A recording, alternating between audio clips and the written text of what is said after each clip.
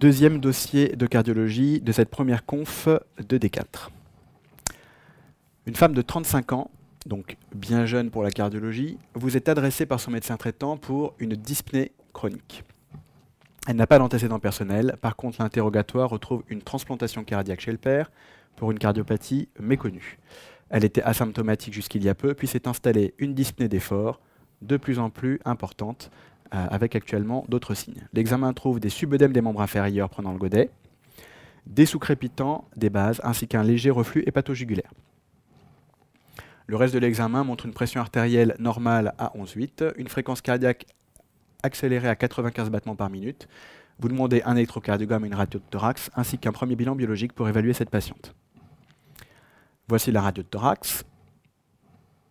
Voici son électrocardiogramme.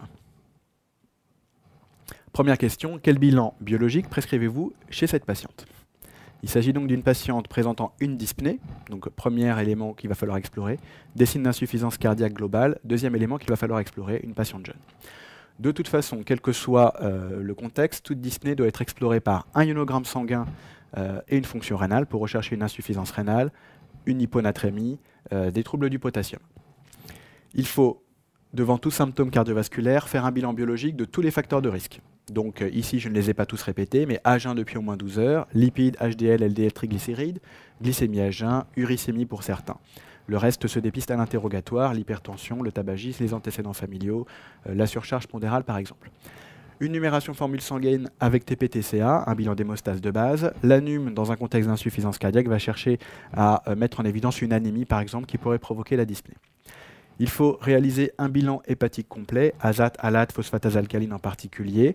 Dans les tableaux d'insuffisance cardiaque, il faut d'abord dépister une insuffisance hépatique qui pourrait provoquer les symptômes, ou alors une dysfonction hépatique secondaire à du bas débit d'origine cardiaque, de l'insuffisance cardiaque droite également. Les facteurs pronostiques dans les dossiers de cardiologie sont toujours les mêmes. CRP, dédimère, BNP, troponine, donc il faut les discuter au cas par cas. Ici, la CRP, je vous l'ai noté, mais elle n'aurait pas un intérêt très important. Les dédimères sont à réaliser, puisque chez une patiente jeune, on a une dyspnée des signes d'insuffisance cardiaque droite, il faut éliminer une pathologie thromboembolique. S'ils sont négatifs, on l'aura éliminé a priori. S'ils sont positifs, il faudra de toute façon aller plus loin.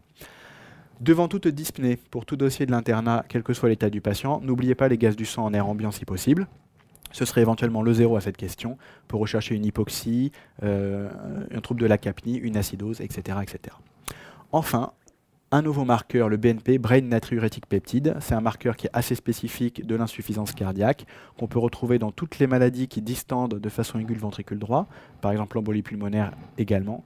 Donc c'est un bon marqueur à visée diagnostique et pronostic qu'il faudra réaliser chez cette patiente. Question numéro 2, interpréter son électrocardiogramme. Donc on va l'interpréter ensemble et ensuite voir les mots-clés. Donc le rythme, on commence toujours par le rythme, il est bien sinusal, une onde P devant tous les QRS. Tous les QRS sont précédés d'une onde P. La fréquence cardiaque, on a vu qu'elle était à peu près à 100 par minute déjà dans l'énoncé. L'axe du cœur, les QRS sont positifs en D1, négatifs en AVF, donc il y a une déviation axiale plutôt gauche, donc un hémibloc antérieur gauche, en l'absence de BBG ou en l'absence d'HVG. Donc on va regarder tout de suite s'il y a un BBG, il n'y en a pas, les QRS sont fins. Est-ce qu'il y a de l'HVG? Oui, on a un indice de Sokolov très augmenté, S en V1 et R en V5, largement supérieur à 30-35 mm. Donc déviation axiale gauche dans le cadre d'une hypertrophie ventriculaire gauche. Le rythme est donc bien sinusal, régulier, rapide. Les ondes P sont normales, l'espace PR est fixe et constant, normal. Ensuite, la repolarisation, on a des ondes T négatives en apicolatéral, en V4, V5, V6, et également en D1, AVL. Il s'agit donc T négative secondaire à l'HVG, qui est donc une HVG de type systolique. Elle traduit probablement un épaississement ou une dilatation anormale du ventricule gauche. On reprend les mots-clés. Rythme sinusal régulier, rapide, donc tachycardie sinusale. Déviation axiale gauche. L'hypertrophie ventriculaire gauche de type systolique, avec les ondes T négatives en latéral. Troisième question, interpréter sa radio de thorax. Donc on a ici une radio de thorax de phase de bonne qualité. Ce qu'on peut voir immédiatement, c'est une franche cardiomégalie avec un index cardiothoracique largement supérieur à 0,5. On voit également des signes de surcharge alvéolo-interstitielle débutant avec une hypertrophie des îles, un petit peu de bronchogramme aérien de façon bilatérale et symétrique. Il n'y a pas d'autres anomalies visibles sur cette radio de thorax. Donc les mots-clés, la cardiomégalie et la surcharge, qui est ici encore modérée. Question suivante, quel est votre diagnostic clinique? On l'a déjà vu en répondant aux questions précédentes. La patiente présente une dyspnée d'effort crescendo, puis une dyspnée de repos, avec des râles crépitants à l'auscultation. Il s'agit donc de signes d'insuffisance cardiaque gauche. Elle présente également des œdèmes des membres inférieurs prenant le godet et un reflux hépatojugulaire. Il s'agit de signes d'insuffisance cardiaque droite. L'association de signes gauche et de signes droit traduisent une insuffisance cardiaque globale. Question numéro 5. Quel examen non biologique demandé en premier et qu'en attendez-vous? Le premier examen à réaliser après l'électro et la radio est l'échographie cardiaque transthoracique.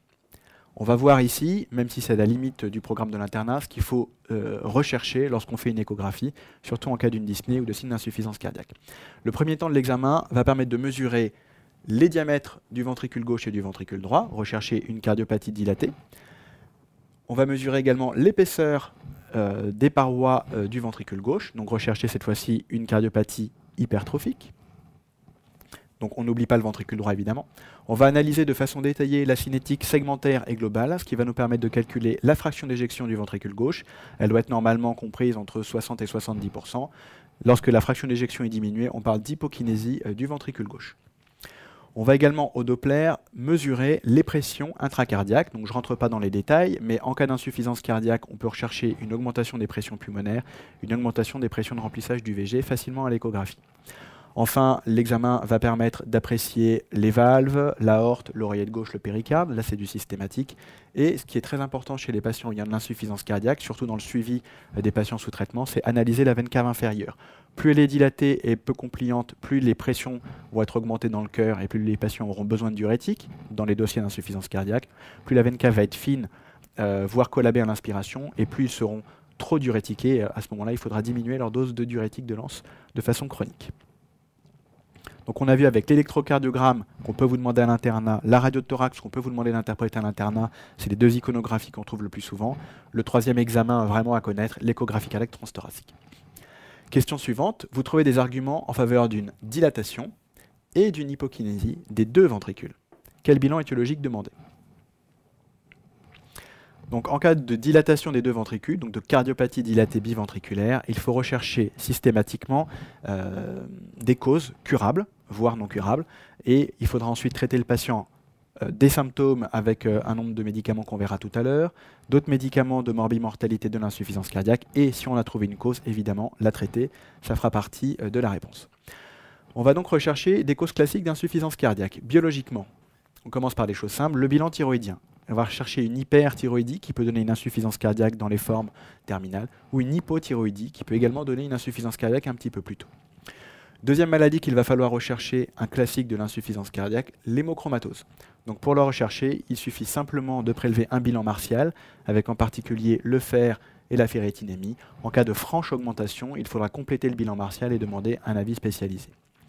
On va également rechercher différentes maladies pouvant donner des cardiopathies dilatées, différents déficits en vitamines, B12 par exemple, une intoxication éthylique chronique, donc ça se fait à l'interrogatoire évidemment. Biologiquement, on peut s'aider de l'analyse du VGM et de la mesure des gamma-GT. En cas de franche augmentation, on peut penser à une intoxication éthylique. Ce qu'il faut savoir dans ces cardiopathies éthyliques, qui sont classiques, c'est qu'au sevrage complet de l'intoxication, le cœur reprend une taille et une fonction systolique normale dans les meilleurs cas. Les autres maladies beaucoup plus rares, mais qu'il faudra rechercher chez une patiente jeune, sont les maladies immunitaires, donc en particulier la polyarthrite rhumatoïde, le lupus érythémateux disséminé en dosant certains facteurs, la sarcoïdose qui peut dans certains cas donner une cardiopathie dilatée, donc on va mesurer la calcémie et doser l'enzyme de conversion de l'angiotensine qui vont être très augmentées. Il faut dépister une cardiopathie dans le cadre d'une myopathie. Donc pour cela, on dose les CPK sanguines, en particulier les CPK musculaires. En cas de très franche augmentation, il faudra proposer une biopsie musculaire. Enfin, et surtout chez les sujets jeunes ou exposés, il faut rechercher une atteinte dans le cadre d'une maladie virale chronique, en particulier le VIH. Le VIH de façon chronique peut donner des cardiopathies dilatées par atteinte virale, en particulier des myocardites répétées. Donc on verra par un autre examen dont je parlerai tout à l'heure. Il peut également donner des cardiopathies ischémiques, puisque le VIH est un facteur de risque d'athérome, surtout chez les patients traités qui vont développer des hypercholestérolémies. Le reste du bilan, le bilan non biologique cette fois, radiologique, on a déjà fait l'électrocardiogramme, l'échographie cardiaque transthoracique et la radiothorax, donc on ne les répète pas ici. On va rechercher des cardiopathies curables facilement trouvables par les examens. Donc la première cardiopathie à éliminer, même chez des sujets jeunes, est la cardiopathie ischémique, c'est la première cause de cardiopathie dilatée à éliminer. Donc soit on réalise un test d'ischémie, ce test n'aura de valeur prédictive négative que s'il est maximal et négatif. Si on a un doute ou si on veut avoir une analyse directe des coronaires, c'est tout à fait possible. On peut demander d'emblée une coronarographie, ou alors dans un deuxième temps s'il y a une anomalie au test d'ischémie, ou un coroscanner. Dans la pratique courante, en l'absence de facteurs de risque chez les sujets très jeunes, on va plutôt se contenter d'un coroscanner ou d'un test d'ischémie, si le patient peut le réaliser. Par contre, en présence de facteurs de risque cardiovasculaire ou au-delà de la quarantaine, il va falloir faire une coronarographie ou un scanner d'emblée. Autre examen à visée diagnostique, on l'a vu tout à l'heure, il faut rechercher des signes de myocardite ou des infarctus passés inaperçus, l'IRM cardiaque, qui est de plus en plus indiqué systématiquement en cas de cardiopathie dilatée non ischémique, dans le cadre du bilan étiologique, mais également dans le cadre du bilan pronostique. L'IRM cardiaque permet de calculer la fraction d'éjection de la meilleure façon possible, c'est le nouveau gold standard. Un dernier examen à visée diagnostique et également à visée pronostique, le Holter ECG. À visée diagnostique, rechercher les troubles du rythme paroxystiques qui pourraient donner une cardiopathie dilatée, par exemple une cardiopathie rythmique. À visée pronostique, il va permettre de dépister les troubles du rythme cardiaque ventriculaire qui sont une des premières causes de mortalité chez ces patients. Question suivante, ce bilan étiologique assez complet est négatif. Quel va être votre diagnostic? On a éliminé une cardiopathie ischémique, c'est le plus important. On a éliminé toutes les autres causes classiques de cardiopathie. Lorsqu'on ne trouve rien, on parle de cardiopathie idiopathique. Donc ici, il s'agit d'une cardiopathie dilatée. On aurait pu rajouter hypokinétique, biventriculaire, puisque le ventricule gauche et droit sont atteints, idiopathique. Idiopathique, c'est sans cause retrouvée. Dans une grande majorité des cas, en recherchant bien, on peut trouver une anomalie génétique qui pourrait traduire une forme familiale, soit méconnue jusque-là, soit débutante. Faut-il prescrire un bêta-bloquant chez cette patiente? Et si oui, dans quelles conditions? Alors, évidemment, il faut prescrire un bêta-bloquant chez tout patient porteur d'une insuffisance cardiaque, sauf en cas de contre-indication absolue, qui sont l'asthme, la bronchite chronique spastique sévère, l'artériopathie des membres inférieurs très sévère, voire en ischémie aiguë, et encore ça peut se discuter au cas par cas. Les autres contre-indications sont les patients ne tolérant pas les bêta-bloquants, donc les patients ayant une grande déchéance myocardique, chez qui on a déjà tenté de les introduire et chez qui ça s'est mal passé. Donc oui, il faut prescrire un bêta-bloquant chez cette patiente qui n'en a jamais eu. Il faut préciser, un bêta-bloquant cardiosélectif, ça veut dire qu'il ne va pas avoir un effet trop hypotenseur, un effet trop inotrope négatif. Il va par contre jouer sur la régulation des bêta-récepteurs, va permettre de réaugmenter le taux de bêta-récepteurs et d'augmenter la sensibilité à l'hyperadrénergie des insuffisants cardiaques. Il y a plusieurs molécules. La plus prescrite est le bisoprolol. On connaît bien le cardanciel, le détentiel. La dose maximale tolérée est celle qu'il va falloir essayer de prescrire. Donc pour le bisoprolol, c'est 10 mg par 24 heures en une ou deux prises. Alors, les conditions d'utilisation, à toujours préciser. D'abord, il faut les débuter à distance d'une poussée. Il faut que le patient n'ait plus de signes d'insuffisance cardiaque gauche, en particulier plus de râle crépitant. Il faut qu'il ne soit pas en état de choc cardiogénique, donc pas d'hypotension, pas de marbrure, pas de signe d'hypoperfusion. En général, le patient sera hospitalisé, au moins pendant une demi-journée, le temps de voir la tolérance clinique du médicament. Alors, la tolérance clinique, on va rechercher chez le patient, après la prise du bêta-bloquant, des signes d'insuffisance cardiaque gauche ou des signes de bas débit, ou alors des signes d'hypotension artérielle périphérique. On les recherche à la première et à la 4e heure. Des signes radiologiques ne seront recherchés par une radiothorax qu'en cas d'apparition d'une dyspnée sous bêta-bloquant. Et enfin, l'électrocardiogramme, il est systématique avant la mise en route du traitement à H1 et à H4 pour rechercher soit une tachycardie qui voudrait dire que le patient est de nouveau en insuffisance cardiaque, soit une bradycardie en cas de mauvaise tolérance des bêta-bloquants. Enfin, on commence par la dose la plus faible possible, par exemple pour le bisoprolol 1,25 mg. En fonction de la bonne tolérance du médicament, on va augmenter par paliers successifs de 1,25 en 1,25, sachant qu'il faut normalement au moins 7 jours de délai entre la première et la deuxième dose. Donc pour arriver à la dose maximale de 10 mg, il faudra de nombreuses semaines. Question 9. Quelle molécule prescrire en cas de stade 3 de la NYHA? Donc le stade 3 de la NYHA, je vous rappelle les autres stades. Stade 1, pas de dyspnée a priori. Stade 2, une dyspnée pour des efforts importants de la vie. Stade 3, une dyspnée pour des efforts modérés ou des efforts de la vie quotidienne. Le stade 4 correspondant à une dyspnée de repos ou orthopnée. Donc en cas de stade 3, on va voir quels médicaments sont à prescrire. On commence par les diurétiques de Lens. Alors, il faut savoir que ces molécules d'action rapide, brève, doivent être utilisées à la dose la plus faible possible. Si on utilise trop de diurétiques, on risque de déshydrater nos patients, on risque de les rendre hypotendus, et le risque chez un patient hypotendu est qu'on ne puisse pas lui donner les autres molécules de traitement de l'insuffisance cardiaque. Les diurétiques de Lens n'ont aucun effet sur la mortalité, n'ont aucun effet sur la morbidité, ils ont uniquement un effet symptomatique. Donc pourquoi pas 20 mg de Lasix si c'est ce qui suffit aux patients. Autre molécule systématique en cas de classe 3 de la NYHA. Les bêta-bloquants, on vient de les voir, donc on les recite. Bêta-bloquants cardiosélectifs à la dose maximale tolérée. Deuxième molécule à discuter, les IEC. Inhibiteurs de l'enzyme de conversion. Les patients insuffisants cardiaques ne sont bien traités que si on bloque complètement le système rénine-angiotensine-aldostérone. Donc les IEC à la dose la plus haute possible. Ne mettez ni molécule ni dose, vous risqueriez de vous tromper, ça n'a pas d'intérêt. En cas d'intolérance aux IEC, par exemple une toux, soit d'emblée, soit en plus des IEC à partir du stade 3 voire 4 de la NYHA, il faut proposer un antagoniste des récepteurs de l'angiotensine 2.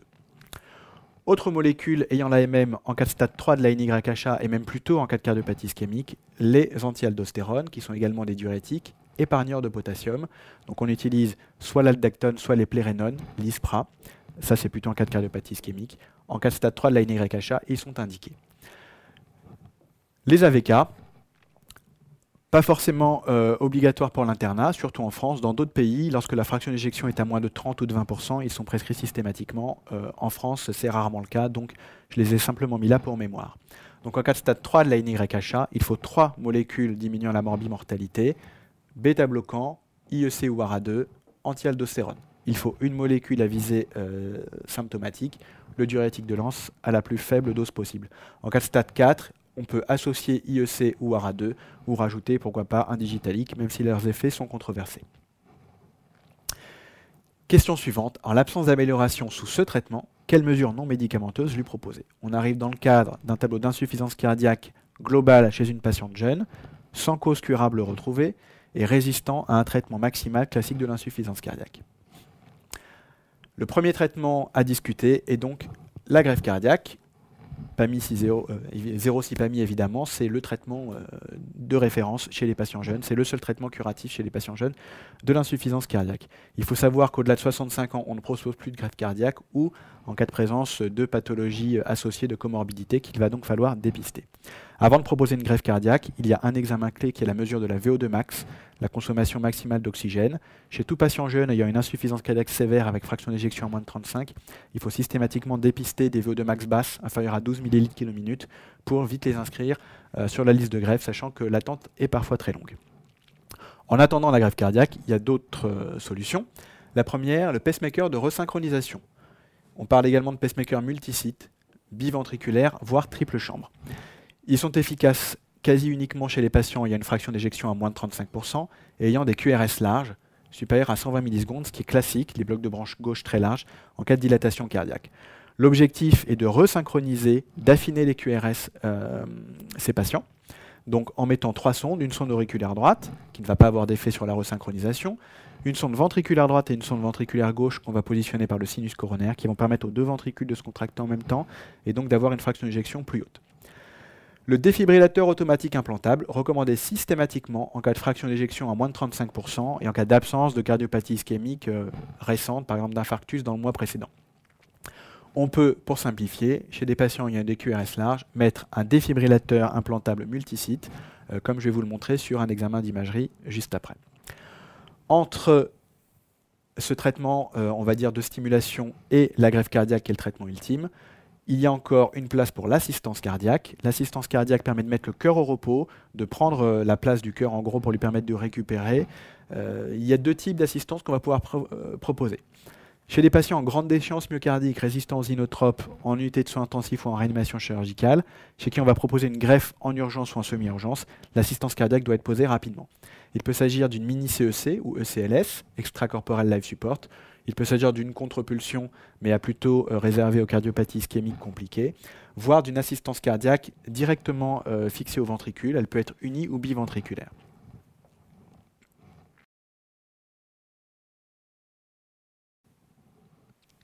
Donc ici, une image d'échographie cardiaque transthoracique, coupe apicale des 4 cavités. La sonde d'échographie est collée au sternum ici. On voit les 4 cavités qui sont le ventricule gauche, le ventricule droit, l'oreillette gauche et l'oreillette droite. Entre le ventricule et l'oreillette gauche, la valve mitrale qui s'ouvre en diastole pour le remplissage du VG, et la valve tricuspidienne entre l'OD et le VD qui s'ouvre également en diastole. Donc on peut voir des signes évidents sur cette coupe d'échocardiographie de dilatation du ventricule gauche, qui a un aspect globuleux. Donc plus le ventricule gauche se dilate, plus il va avoir une forme arrondie. Une franche hypokinésie du ventricule gauche, où vous voyez ici que toutes les parois se contractent très peu. Visuellement, la fraction d'éjection ici est à l'entour de 20-25%, ce qui est très abaissé. Le deuxième signe, qui est peut-être moins évident au premier coup d'œil, est que le ventricule droit est également un peu dilaté et un peu hypokinétique.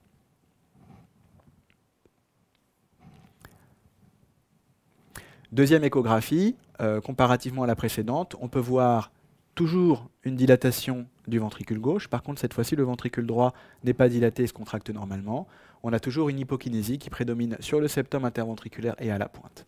Donc également un deuxième cas de cardiopathie dilatée, cette fois-ci non pas biventriculaire, mais du ventricule gauche.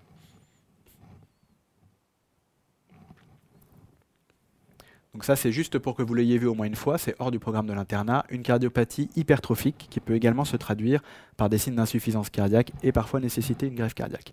Vous voyez ici sur une coupe petit axe, le cœur est coupé en tranches, comme des rondelles de saucisson, un anormal épaississement des cavités cardiaques.